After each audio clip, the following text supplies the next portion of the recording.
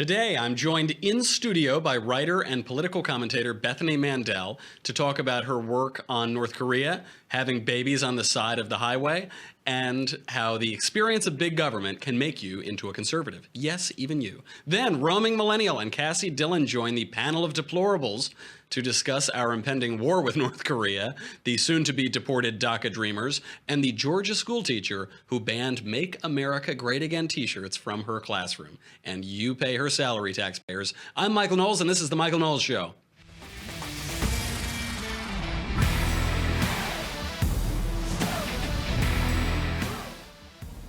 So we're very lucky. We have Bethany Mandel in today. One of the best commentators out there, really fun to read. You can read you anywhere, basically, but at the Federalist, a lot of other places have carried your writing. I want to delve right into this. What are you doing in Los Angeles? So I was flown out here by Liberty in North Korea, which is an organization that when refugees escape over the border from North Korea into China, if they're in China and they're caught in China by Chinese authorities or by someone else in China, they're either sent back to North Korea, where they're put in death camps, or they're killed, or they're put into sex trafficking if they're women. So Liberty North Korea has networks in northern China, and they are able to identify these refugees and help them traverse 3,000 miles through an underground railroad from northern China into South Korea, where they have automatic citizenship. But that 3,000-mile trip costs about $3,000. So over the last 5 years, I've just sort of, as a Jewish person, I've felt like I need to do something, because this is not a Holocaust, but it's so similar because of the camps and because of the dictatorship and the mass death that's happened so many instances over the last decades. And the negligence, the international negligence of the issue. Yeah, no one seems to care that there's death camps the size of Los Angeles in North Korea. So I started fundraising for them 5 years ago. I remember very vividly first learning about Rwanda when I was a kid. And I asked my mom, what did you do? As if my mom could have done something. Because when you're a kid, you think, my mom should be able to fix this. And so we were trying to have a baby, and I said, well, I need to be able to say that. I need to say something to my kid. So I started fundraising for North Korea 5 years ago when we started trying to have a baby. And over the last 5 years, I've raised enough to rescue 17 refugees from China. Wow. So they're honoring me at their gala. You're being a little humble, too. You're not just out here to go have dinner or something. You're being honored for your work. Yeah. So they're honoring me at their gala on Saturday night. Wow. This seems like the best charity. I do remember reading about it once and having that same reaction. Like, why doesn't everybody just flood their money into this thing? Yeah. And the incredible thing about Liberty in North Korea and how I first heard about them is I read every memoir that I can find from all of these defectors. And by writing all of these memoirs, they're opening the world's eyes to what's happening in North Korea. And it's such an incredible way to make the world care when they don't seem to want to. Mm-hmm. So you're not just rescuing a life, which is incredibly valuable in and of itself, but you're also helping open the world's eyes to these atrocities and hopefully saving people. One of the things I love about you and about your writing is that you don't just talk the talk, you walk it too. I try. You try to, that's all we can do. Yeah. So a lot of conservatives all the time, they talk about how we need to be more charitable. Yeah. But I don't know how charitable every conservative is. A lot of times they'll talk about how we need to have babies, we need to have a family, we need to have family values. That's the building block of society. Yeah. And yet, so many of the commentators and the politicians are single, or they don't really have kids. You should go to CPAC and see the debauchery that happens at CPAC. I might have experienced some of that debauchery once upon a time. It's crazy. It's the biggest hookup and party. Nobody would believe it because it's so much Brooks Brothers and bow ties. But once the lights go out, what is it, the Reagan Palooza? Yeah, that's right. I mean, I don't consider myself sheltered at all, but the first time I went to Reagan Palooza, I was horrified. I used to go to raves in Europe and see people hooking up in pools. Do you want to hear a really gross story? Please, always. I'm just going to tell you. Everybody enjoy this one. My mother-in-law is hopefully not watching. I went to a rave at a bathhouse in Budapest, and I was like, I'm going to go swimming. This is great. Yeah. And I ended up getting chlamydia in my eye. It was horrifying. Of all the ways I thought that would end. That's worse, even than the one I was thinking. Wow. There was no benefit to Wow. me. Someone was having fun in the pool, and I had antibiotic-resistant chlamydia in my eye. It's not even that regular weak chlamydia. Impossible to get rid of for years. They had to put me on like a serious dose of antibiotics to get rid of it. You can say what you want about CPAC. I went through a lot of debauchery there. I never got chlamydia in my eye. Well, you weren't partying hard. I know. I didn't. You're making me nostalgic for all those bright college years. That's. So, but the point is, I've seen debauchery in person, and I became conservative because I didn't want to see those things in my daily life. And then I went to Reagan Palooza, and I was like, oh. You know, I wonder too if it's especially among the Beltway, the young Republican types. There is an emphasis, I think, on I'm a fiscal conservative, but a social liberal. I'm a cool guy. And it's really not social liberalism as much as like I would love some premarital hookups. Yeah, I'm a libertine. Yeah, Which, you know. Who can blame them? I'm not going to say anything. My mother-in-law may indeed be watching. That's right. So. But you don't do that. You're living this out, and you just had a kid, Mazel Tov. Thank you. You just had a kid on the side of a highway. I did, not on purpose. I tweeted, actually, Piers Morgan tweeted yesterday how he was hosting some British something or other. Right. I think it's that's the title of it, I think. Yeah, like some British something or other, Piers whatever. Morgan. And he's like, I'm doing it with 3 broken ribs. And so I clapped back and I tweeted, I had a 9-pound baby on the side of the highway, tough guy. And I try to hold that card. Like, I don't play it at every moment, but I was like, this is going to be the moment where I'm going to put that card. And like 9,000 people have liked that tweet. And I was like, all right, that was pretty effective. Well deserved. Yeah. So this isn't just some baby. This is a 9-pound baby. 9 pounds. No medicine, no drugs. So I planned on doing that. I was like using midwives, and I'm sort of hippy-dippy on birth, and my other 2 kids were also like natural, whatever. Not because I love pain, but because needles scare the daylights out of me. Ditto. I don't really want a needle in my spine. And it was funny, like when I was pregnant with my first, when I was having her in labor, you become paranoid and crazy when you're in labor, and so I got it in my head that they were all trying to just slip me an epidural, and so I started screaming like, no drugs, get away from me, don't touch me, I don't want drugs. And they were like, we've never heard a woman say that. Yeah. Never. And you sound like a lady who's on drugs. You know, Yes, get out of here, don't bring. Wow. Psycho. So I had 2 natural births already, which the benefit of that was I knew what it felt like, and so it wasn't like I might have to poop on the side of the road. Like, no. I'm going to have a baby right now on the side of the road. And I mean, we shouldn't have chosen a hospital that was 45 minutes away. Lessons learned for the 4th kitten. So now you're on your 3rd child. Yeah, this is 3rd, yeah. And I met little Ultima. That's the nickname. Yeah. He was born in a Nissan Altima. Nissan hooked us up, thank you guys. They cleaned the car for free. That was generous of them. It was probably really generous. Well appreciated. Yes. Do you find in your life, it's so strange to have a lot of kids now. It's strange to have kids at a young age. It's strange, especially you're in a sort of intellectual commentariat. It's just not common anymore. Yeah. What are the pros and cons of propagating our way into political power? There are no cons, except you might accidentally have a baby on the side of the road. That's a con. But you don't regret anything. You don't. No. You don't have a day where you are ripping your hair out and saying, "I wish that I were living in some Manhattan penthouse working at a bank." You know, it's funny. I have those seconds where, like, I did a 1,000-mile road trip 2 weeks ago with my kids alone. My husband couldn't take off the work because you're a saint. You're clearly a saint. You might be Jewish, but you're also a saint. So he came with me on this trip, so he didn't have that much vacation time. And then we had a week between 1,000-mile road trip and LA trip, which is 6 hours on a plane with 3 kids under 4. And so my kids, of course, were sick that week in between, which, I mean, I'll take that versus on the either end. And so, like, one kid is vomiting, the other kid has 102 fever, the other kid, she was, like, coughing or something, I don't remember. And the only way to make this worse is to get chlamydia in your eye. Again, everything else sounds pretty tough. Yeah. And so I was, like, I had a moment where I said, you know, why am I doing this? And then I have a million girlfriends who are still single and want to have kids, and I'm living their dream life. And even though the dream life isn't awesome at every moment of the day, no life is awesome at every moment of the day. But I mean, I have a really sweet situation. I'm a stay-at-home mom. I'm home with my 3 kids, and they're my job. And everything else is just sort of a side hustle. And that's what I call it. You're a prolific side hustler. Yes. And so, I mean, I make it work by, I show up at the Daily Wire with my 4-month-old because I am breastfeeding and he won't take formula. and I don't pump. So like, here we are. I've recently been talking to my fiance, sweet little Elisa, about this because a lot of our conservative friends have a lot of kids now, and they live in the middle of nowhere.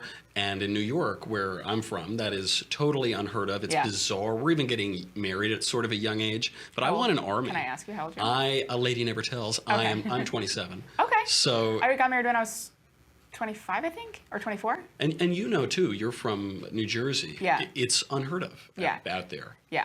So we're Orthodox Jews, so it's more normal. Like my husband was sort of a spinster when we got married. He was 29, I think, when we got married. Seth the spinster. Yeah. And so people were starting to wonder, like, what's the deal here? Why isn't he married yet? And he was just, waiting for his soulmate. Waiting for the right one to come along. Yeah, who will let him have a baby on the side of the road, and he gets to deliver it and be the hero. And speaking, this is a little apropos of nothing, but I was reminded of it when I talked about how you're in New Jersey and I'm from New York. We have another similar experience. Your mother died when you were 16. Yeah. My mother died when I was 17. Yeah. We both interacted with the federal government in Medicaid, Social Security, all of those agencies. Yeah. That made you more conservative. It made me conservative, period. My mom was the most liberal person ever. Except for guns. We had a lot of guns, which was kind of weird. Like I was telling Alicia, I'm staying with Alicia Krause, and so I was telling her we had a shotgun in every corner of our living room, loaded, and just laying. And I remember this at 4 years old. This is in Jersey. So I'm from New York, and I would like to make that very clear.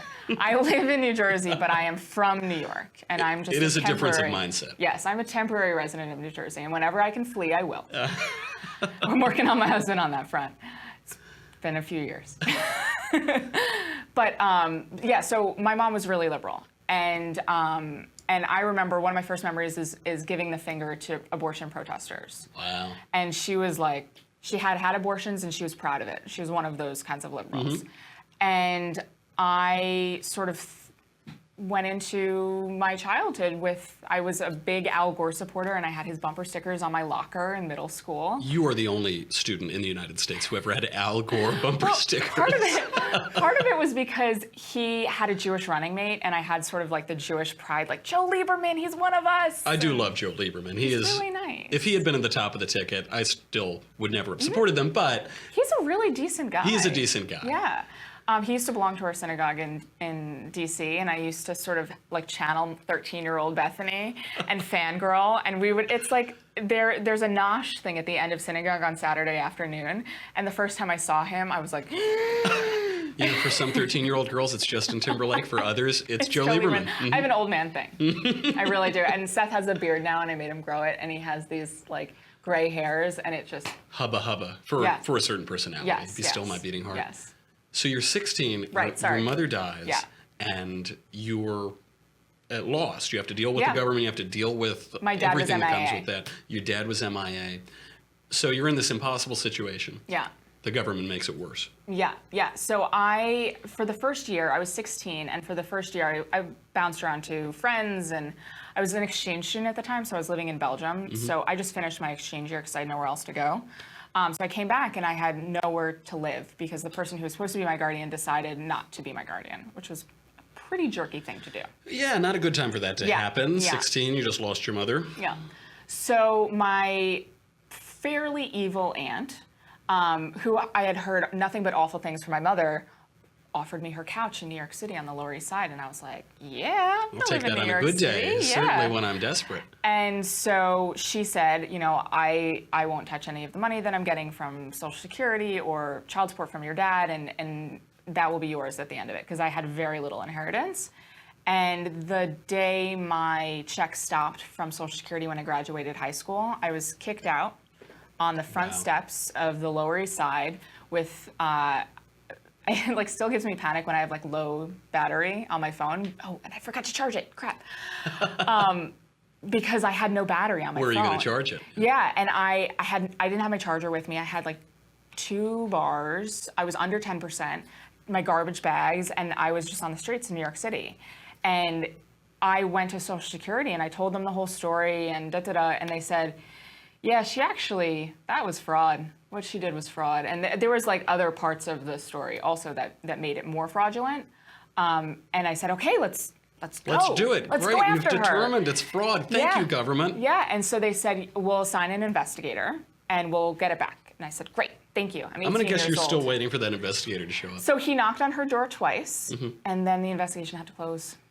People don't know this. If your parent dies and you're under 18, Social Security Administration does send a check for a little while. It used to be until you were 21. Now I think it's until you're 18. High school graduation. High school graduation. Yeah. And I mean, I was lucky. My family didn't steal my money from me. They were very good about it.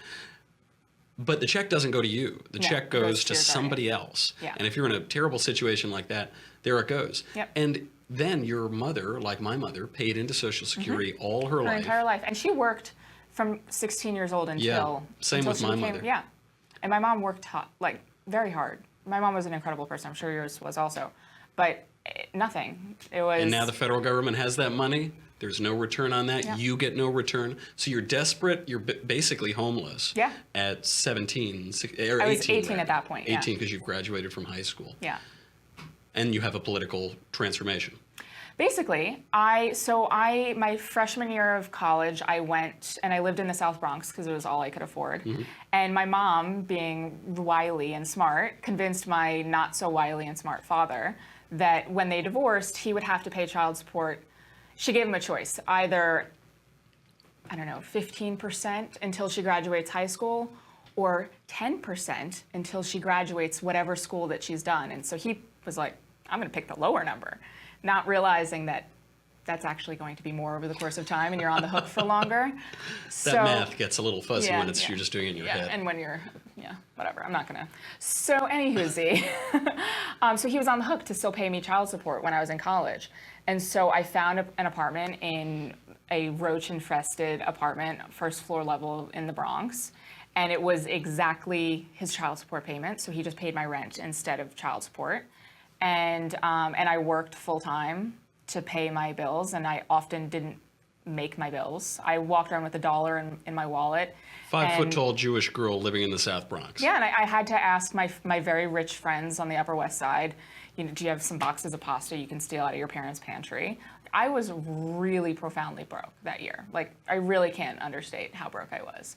And I was really idealistic, and I said, I'm going to work in the Bronx, and I'm going to work with students, and I lived there, and I met their teachers, and I heard the stories of, on welfare. My mom had a baby every 2 years so she could qualify for WIC, and they didn't know all their kids' names, and their teachers, and this is all. You're joking. No, every 2 years. I remember this kid's name to this day, and this was.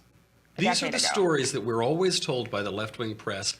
Ronald Reagan was making it up, the stories of the welfare queen and people gaming the system. But you met these people personally. Yeah, and I went to the supermarket and saw people buying the junk food with their food stamps and then going outside and selling it. Like, if you live in New York City, you will see these things in person, and it's not hard to see them. And I had friends who were working off the books and were on welfare and Medicaid and food stamps and everything. And I was not. I was playing it pretty by the book. And I saw that my students, and they would talk to me about their teachers all of these sort of teachers unions protected their jobs, but their teachers would come in and say, I am working here for 2 years so that I can get my loans forgiven. And they'd lay down their giant New York Times on the desk, and they'd say, everyone be quiet for the next 45 minutes, and I don't care what you do. And that's the schools. And my kids would come up to me, because I was running an after-school program, and the seniors who had just graduated, they had never met someone who was in college. And I was at City College, the CUNY school in New York, and it was a great college. It's a city university, CUNY. It has great programs. It doesn't need to be a great college. Yeah. I mean, it was good for what it was, honestly. I paid almost nothing. And so they would come up to me and say, how do I go to college? And they had just graduated high school. And I said, did you take the SATs? No one told me I had to take the SATs. They had never met anyone that went to college. They had no idea how to go to college, and they wanted to start in September. These kids are all products of the system. Yeah. They're interacting with the government, with these systems, every step of the way. And all liberal controlled, by the way. New York City, teachers unions, and they just utterly failed them. There was none of the incentives are aligned to get these kids on the most basic things. Yep. They're in the system since they're in the cradle. Yep. And they can't show them that you need to take the SAT. Yeah, it was June, July, and they wanted to. I mean, and if you think about it, if you don't know the system, if you move to a new area, you just enroll in school and you start in September. And they had no idea that there's this whole. They should have been doing this a whole year and a half prior to do the SATs, to get the letters of recommendation from who, by the way? Who are they getting these letters of recommendation from? The New York Times history teacher? She might look up if she can remember the name. Yeah, and as hard off as I was, I had a mom who went to college and who had a master's degree and who instilled in me a work ethic. And I knew, and I went to a good enough school. I went to a charter school in the Upper West Side that I cried my way into. Mm-hmm. I showed up, and it was a school that never let kids transfer in. So I got into Yale, by the way. I just cried at the admissions office. Yeah. All right, fine. Yeah. Shut him up. And so I sat down, and I sat across from the principal, and my aunt, evil as she may have been, actually did help me on this. I sat down across from the principal, and the mom, like, my mom died. Like, you used that line, I'm sure you did. It happened. My mother died right after I got into Yale. Oh, and she saw that. So it was nice that she got to see it. And but they were so immediately responsive at Yale. Wonderful. It was so the opposite of what you were describing, of people saying, "Get out of here, kid. I only take an interest in you if I can take your money." Yeah, so one of my favorite Rutgers stories, it's this big, I went to Rutgers, and it's this big bureaucracy. That's that bastion of conservatism, Rutgers University. Yeah, well, you know what? It made me conservative because it's such a bureaucracy that it makes you conservative. And I actually went to school with James O'Keefe, and we were sort of, that's a whole sidebar. But it's a huge sort of, that's the government, but in a small... A microcosm of this. And this gets to my theory. You embodied two of these theories, which is that people who have had slightly difficult experiences in their life, any of them, tend to lean a little bit more right-wing. Yeah. All the hysterical Occupy New Haven kids in college, their fathers were all hedge fund managers who had good lives. All the people that were arrested at the Occupy things, they were like in Southbury, Connecticut or something. Of course, Columbia grad students. Yeah. And then the other is that people who have to interact with the government, people who have to deal with the government in an intimate way, never want big government again in their lives. Yeah, I mean, I remember going down to switch my address for Medicaid, because I was on Medicaid until I was 22, I was on Medicaid, and I had to just change my address. And when I have private insurance now, 'cause I'm an adult and my husband has a job that we have insurance, and when we moved, I called them and I said, this is my new address. This is how you can confirm it's me. Here's my address and my phone number and my social security number, whatever, and that was it, 20 seconds. And on Medicaid, I had to take the train 2 hours down into Brooklyn and sat there, and everyone was on their cell phones playing music for 2 hours, and people were giving me their babies so they could have a smoke break. And then 2 hours, they call my number, and I go up, and they change my address. And it took 2 hours of sitting in Brooklyn to get that done. And how are you supposed to have a full-time job when that's what it takes? That is your full-time job. Yeah. Because that's the way that you figure out how to get resources. Yeah. Is gaming this impossible bureaucracy. Yep. Now, before we run out of time, I do want to cover this a little bit too. Yeah. So you don't have an easy life. You got a little bit of a tough life. And then last year, congratulations, the ADL named you one of the 10 biggest recipients of anti-Semitic hatred on Twitter. Yeah, and Ben was number one. That's true. A good buddy of ours is number one. And I used to see it. I mean, I would see it in Ben's feed. I would see it in Drew Klavan's feed. I get it a little bit. Yeah. Even I guess my Roman nose makes people think that I'm Jewish.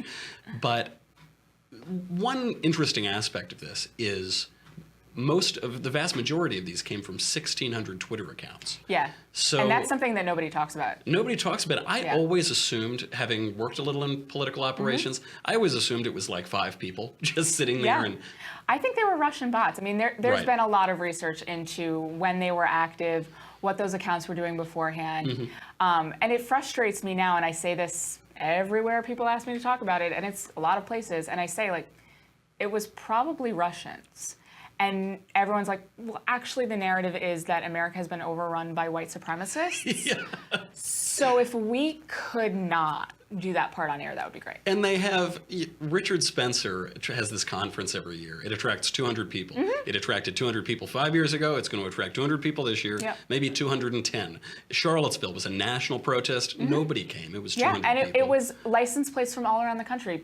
Exactly. It was truly a national protest. Yeah, and 200 of the schmuckiest schmuck showed up in Charlottesville of the whole country. I mean, granted, I'm not denying that there's a white supremacist problem and a sure, they're always racist. Yeah, there's always racists, there's always anti-Semites, but now it's convenient to notice these things. And it's really frustrating as a Jewish person because whenever there's a vandalism incident now, it's national news. And I'm sorry, if you pay attention to the data, Jews have always been the #1 recipient of hate crimes, and it's usually vandalism. But no one wanted to talk about that. Well, because we didn't have, Dear Leader wasn't the president then. It wasn't. And I'm, by the way, saying this as a never Trumper. Like, that's right, you were a never Trumper. That's right. I was never a fan of President Trump. I'm still not terribly fangirl about him. But we'll talk about that later. I'll convince you off the air. But you have to be intellectually honest about it, and no one is. It's either this is the narrative, and can you please stick to it, or you're Trumpian, and there's no in between. And you published this great piece that did go viral about how we need to befriend Nazis. Yeah. About how the answer... And I became a Nazi, by the way. That's right. Yeah, I forgot a Jewish Nazi. Yeah. Oh, congratulations. Thank you. That's an accomplishment. It was, actually. Yeah. But I love your approach because, especially in this insanely polarized, political, soundbite, shallow time, the only way to accomplish anything is to take people seriously and take their arguments seriously. Yeah. I mean, and we don't necessarily have to all be friends. Right. We can absolutely, disagreement is a lovely thing. Yeah, but not nearly as much with white supremacists and neo-Nazis, but people can't even have a conversation. Like, I've lost friends on both sides of the spectrum. I've lost friends because I am a Trumpian now, and I've lost friends because I'm a snowflake liberal now. It's because everybody's a Nazi, right? Yeah. I mean, when everybody's a Nazi, then nobody's a Nazi. Exactly. And that's what I read. I don't know if I was reading too deeply into the headline on your piece, but I read it as on the one hand saying we should talk to these 20 people who are insane Nazis. And try to change their hearts, But on the other side, we think that everybody who disagrees with us is a Nazi. There's that meme that it says, how to argue on the internet. Everyone I disagree with is a Nazi. And so if you think someone's a Nazi, maybe speak to them and understand what they have to say. My previous column for The Forward the week before, which is like part of, people just read the 2 headlines, and my headline for the last week was, don't try to out Nazis because your rights depend on theirs. And it's not just sort of your free speech rights and everyone with... Every disgusting person has a right to speech as long as it's not violent. But it's also, and I also said that, as conservatives, we are constantly called Nazis. And I don't support destroying people's lives for being Nazis because your definition of Nazi is really frickin' broad. That's right. And I wrote this column, and of course nobody read it because everyone only reads the headlines. And so people read that and then read the we should befriend neo-Nazis thing. And I've spent 2 weeks being called a Nazi on Twitter. And I was like, you're actually proving my point if you read the column. Which certainly they didn't. And I will say, you're one of the loveliest Nazis I've ever met. Thank you. Now, in typical Michael Knowles show fashion, we need to bring on more women. We do not have enough women on the show right now. So we need to bring on the one and only roaming millennial and Kassy Dillon are both here for the Panel of Deplorables. Ladies, thank you for coming on. Hi, thanks for having us. So we need to talk. We've been speaking at length, but let's go back to North Korea. Actually, you know what? First, I want to get to that, but I don't want to get to it yet. I first want to talk about all these kids, because especially once you bring women on your show, you just need to start talking about families, or obviously we're all going to be sister wives at some point. As the nurturing bearers of life and the hands that rock the cradle, which will rule the world, is homeschooling the way that conservatives should go? I know that you homeschool your kids, Bethany. A lot of conservatives are doing it now. There are these crazy stories coming out of public schools. What are your thoughts, roaming? Well, I wasn't necessarily homeschooled, but my later years of high school, when I was about 14 to 16, I did independent study. So my parents weren't teaching me. I was doing distance classes through a university, but it kind of amounted to the same thing. I wasn't actually going to a school. And for the longest time, before I even had a concept of what conservatism was or before I was politically involved, I've always known that I wanted to homeschool my children. And that's just my experiences from public schools, just being in that situation. I've known from a young age that that is not what I want my children to have. And for me, it's a question of not whether I'm going to homeschool my children, but how early I'm going to start, because I really do want to homeschool them because I think it will be a better environment and it's not only safer in terms of values I can teach them, but also more academically challenging. However, I don't want them to end up weird. Of course, that is a struggle. Kassy, are you with roaming? Are you going to homeschool your kids? Well, I went to a public school, and then after high school, and actually during high school as well, I worked at an after-school program. And I think that the program I worked at, it was private, but it was public school children. And I think they really benefited from being around other children. So maybe I would homeschool my children as long as there were enough opportunities in the place I'm living for them to interact with other students, because obviously I don't want them to end up That is weird. true. You need them to be socialized, do socialization, strange stuff that's underneath the bleachers, all of that. I went to public school too. Roaming, I cut you off. I'm sorry. No, just, yeah, that socialization is so important. And, you know, if there's one downside to homeschooling, it's that. Bethany, you're actually doing it. Yeah. I mean, my oldest is 4, so we're just sort of, it's play-based now. But yeah, I mean, you can be social. There's lots of social things to do when you're homeschooling. But I see, especially the transgender stuff these days, and I also just see that the education is really crappy in schools. And it's not evidence-based. We know from research that kids perform better if they start learning how to read later. And instead, we're teaching kindergartners how to read instead of first graders. And we just keep on pushing all of those academics on earlier and earlier. And so my kids are home and they're playing, and that's how they're learning. And my kids are brilliant. I'm just going to say it. And you're saying that as their teacher and their mother. Yes. There might be a conflict here, but I don't know. All of them know seem them pretty better, smart. Yeah, I know them better than anyone else, and I care about them more than anyone else. So their education is that's what I live for. And teachers are lovely, and I know many of them, but my kids aren't the most important things in their lives, and they shouldn't be, but they are to me. Absolutely. Okay, we need to say goodbye to Facebook and YouTube. I know, you're saying, Michael, the ladies just got here. Too bad, guys. You have to go to thedailywire.com right now. You need to pay $10 a month or $100 a year, and you'll get everything. You'll get my show. You'll get the Andrew Klavan show. You'll get the Ben Shapiro show. I don't have one on me right now, but you will get the Leftist Tears tumbler, the finest receptacle for drinking anything in the country, but especially delicious, salty leftist tears. You can serve them hot or cold. They're always delicious. Go over there right now. You get the rest. We have so much more to talk about. DailyWire.com. We'll be right back.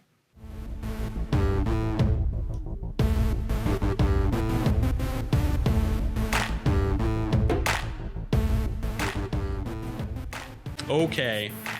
Following North Korea's 6th nuclear test in recent weeks, President Trump has given the go-ahead for Japan and South Korea to buy a, quote, substantially increased amount of military equipment from the United States. And here is President Trump explaining his decision. A, B, C. A, always, B, B, C, closing. Always be closing. Always be closing. Talk about the art of the deal. North Korea sets off nukes, and Donald Trump sells them more of our military equipment. Well done, sir. Well done. Roaming, we have been asking this question for weeks now. Are we heading for war? You know, I would love to say no, but it's kind of getting increasingly hard to support that. I was just looking online, and I saw Nikki Haley, speaking ambassador to the UN. She released a statement saying the U.S. doesn't want war, but at the same time, they can't be expected to have unlimited patience when it comes to North Korea. And I'm just not very optimistic at this point. I'm hoping that it doesn't, escalate into all-out war or the West Coast being bombed, especially not with you guys over there. But It would be nice to survive. I'd love it. Right, yeah, especially, I mean, I hear there's a dog at the studio, so that, I think, anything. But, I'm not very optimistic about it not leading to some sort of military confrontation. And Kassy, the United States is so politically divided. It is so polarized. I haven't seen it since the last time the sore loser Democrats didn't win an election in 2000. It is as bad as that was.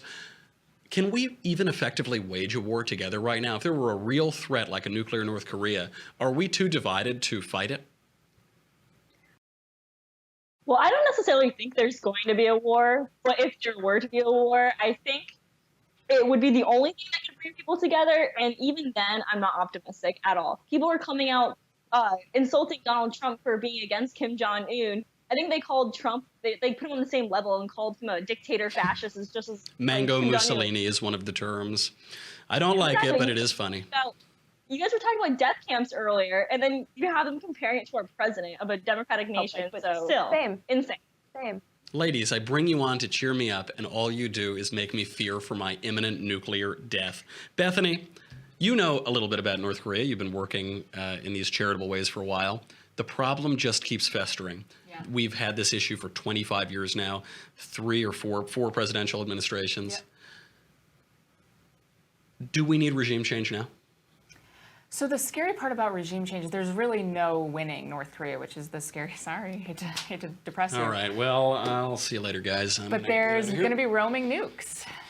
If there's a power vacuum, anyone can swoop in and grab those nukes. That was roaming's band in high school, by the way. Roaming nukes, yeah, they were so cool. I painted their fingernails black and everything. I'm sorry, I cut you off. It's really goth. Mm-hmm. And it is really goth. It's a really goth moment in like international affairs. Yeah, so I mean, there's the roaming nukes, or you have a situation where it's just the continuation of the situation that we have now, in which they can blackmail us continually forever. And there's, again, these death camps where millions of people have died over the course of the regime, over 3 generations of Kims. And it's disgusting. And I mean, honestly, now we're at a point where can we go in there and change things? That moment might have already passed. You think it's passed militarily, or you think it's passed because culturally they're so embedded, both of them? Because I just think, why can't we go kill the guy? I mean, there is a moral, and this is something that makes me such a neocon. We have a moral imperative to stop mass death. I think it's, and the only time America has ever done that was Bill Clinton in Bosnia. We let Rwanda happen. We let Cambodia happen. We've let North Korea happen for decades now. And I mean, we certainly let the Holocaust happen. At what point do we, as the better people in the world, say, this is not an acceptable situation? There can't be death camps. There can't be mass starvation like there has been in every continent. And on the flip side, are Americans willing to sacrifice their own lives to liberate North Korea? I don't know if we're there after 15 years of war. There is that political, so there's the cultural and the military issue, and then the political issue here at home. Yeah, I mean, and I would like to think that America we're made of better people than that. And I would like to think that my sons would go over there and say, you know what, this is something worth fighting and dying for. The liberty and life of people who are trapped in these camps and trapped in this authoritarian regime in darkness, that's worth fighting for. And we don't seem to believe that, and that's really sad. You may say I'm a dreamer, but I'm not the only one. And speaking of dreamers, they are the top news today. President Trump announced his decision on President Obama's executive amnesty program, DACA, which spells the deportation of the so-called dreamers, the illegal immigrants who entered the United States as children or under 18. President Obama unconstitutionally gave them de facto amnesty, and now it looks like that is going away. Bethany, there are 800,000 of these people in the United States. Are we really going to deport all of them? No. Or is this a bargaining chip for Trump, basically? It's a bargaining chip for Trump. And the frustrating part about this, I really am sounding like such a Trumper. But it's really... There's something about the vibe in the Michael Knowles studio, brings it out. I mean, I just feel like someone should be saying these things. And if no one is going to do this, then I guess I'm stuck being the one doing it, and I'm not happy about it. But this was an unconstitutional program that President Obama set up and then got all of their names and all of their addresses. He set this up. What it was ever thus. What else was going to happen? What did you want? Every ounce of blame it goes with him on this. Yeah. Because for all of the other bad things it does, it incentivizes more illegal immigration. During that process, by the way, 80% of women and girls are raped. 60 to 80%, depending on the study. But they're feminists. But so they're feminists. They're looking out for, we're waging the war on women. Yep. But there's that, and then it's a simple issue. The program is unconstitutional. Yeah, and it should have gone through Congress, and Obama himself actually said that. But when Congress didn't want to act, he decided, you know what, I'm just going to do this myself. And, you know, I don't think that Trump might be going about this the right way, but he was dealt a crap card, and no one in the media and no one in this sort of immigration world is really being honest about that. And Americans recognize that, and this is how you got Trump. They're all very confused about it. That's exactly right. It's like that little meme on Twitter. It says, like, this is why I was elected, and it's Trump pointing up. Yeah. So, roaming, if President Art of the Deal is just negotiating here, and he offers, say, to go a little easier on the Dreamers in exchange for something like the wall, would the Democrats take it? I don't think so. Right now, I don't think they're in a place to negotiate. I mean, if you think about this from the Democrats' perspective, anything to do with Dreamers is unpopular, right? I mean, Trump is kind of in a no-win situation. So, you know, with that, if he does offer a bargain, well, guess what else is kind of unpopular? The wall. So if Trump ends up taking away DACA and trying to build a wall, well, that just kind of puts them in a better position, at least among their base, for the next election. So, I mean, I hate to sound cynical, but if I were a Democrat, I'd be kind of thinking to myself, yeah, let's see how much Trump can do to upset anyone on the left, and we'll when it comes to midterms. I'm sorry, I'm still getting over roaming millennial saying if I were a Democrat. I can't, it is just so unfathomable. We now need to move on again. A teacher, this is the most important news of all, it's my favorite story. A teacher at Georgia's River Ridge High School recently made 2 of her students leave her classroom. The crime? They were wearing Make America Great Again t-shirts. Not only were they wearing t-shirts supporting the current president, they were wearing shirts that simply said Make America Great Again. And the kicker, of course, is that that teacher has yet to be disciplined. Roaming, public teacher unions are among the strongest political entities in the country. Actually not terribly strong in Georgia, but around the country, where Bethany and I come from, they're the most important political force that exists. They're also inherently corrupt because public unions are just the government negotiating with the government. Samuel Gompers opposed them, FDR opposed them. Is there any argument not to decertify these unions? How do we get rid of this inherently corrupt process? Well, I think there are a ton of reasons to not decertify them if you are part of the union, right? And That's right, I'm not of even course. saying, if you're a teacher, that's part of it. Because I've spoken to some teachers, and actually my father used to be a professor at a CEGEP, which is the kind of college in Quebec. And there are actually quite a few teachers who aren't necessarily in favor of having to pay union dues and feeling like the union doesn't really represent themselves, just the union leaders. But it's hard because, like you said, they're bargaining themselves, right? It's public sector unions, they're unionized against taxpayers. And so, we have some states that pass right-to-work legislation. I think Wisconsin's one of them.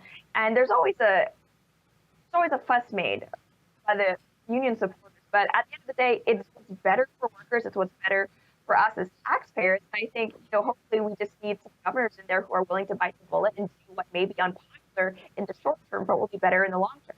Kassy, you're a product of public school, as am I. These public teachers, as is Bethany, these public teacher unions we just drag them through the mud. We drag them through just like we drag the media. Are they getting short shrift, or are they really as bad as we all say that they are? I honestly think they're pretty bad. You look what happened in Wisconsin. What Scott Walker did was amazing. Things are doing a lot better in there. Their test scores are up. I think what's going on right now are these unions are trying to stay relevant, which is what the left is doing. Every single political institution that is liberal is trying to stay relevant. And by doing this, they're creating all this outrage and trying to somehow grab power because they lost all the power.